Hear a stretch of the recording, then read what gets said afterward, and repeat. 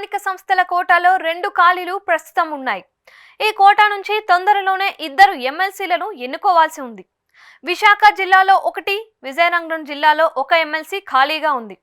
విశాఖ కోటాలో వంశీకృష్ణ శ్రీనివాస్ 2021లో వైసీపీ తరపున గెలిచారు. ఆయన ఎన్నికలకు ముందు వైసీపీకి రాజీనామా చేసి జనసేనలో చేరిపోయారు.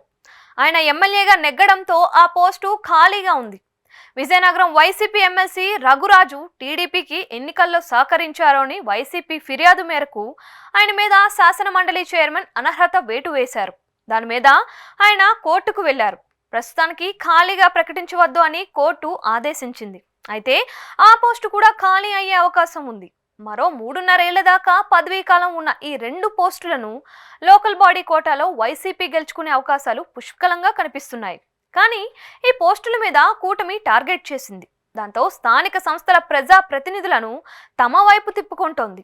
జీవీఎంసీలో పెద్ద ఎత్తున కార్పొరేటర్లను చేర్చుకోవడం ద్వారా మేయర్ పదవిని సొంతం చేసుకోవడంతో పాటు ఎమ్మెల్సీ సీటు కూడా దక్కించుకోవాల్సింది అన్నది కూటమి ప్లాన్గా ఉంది.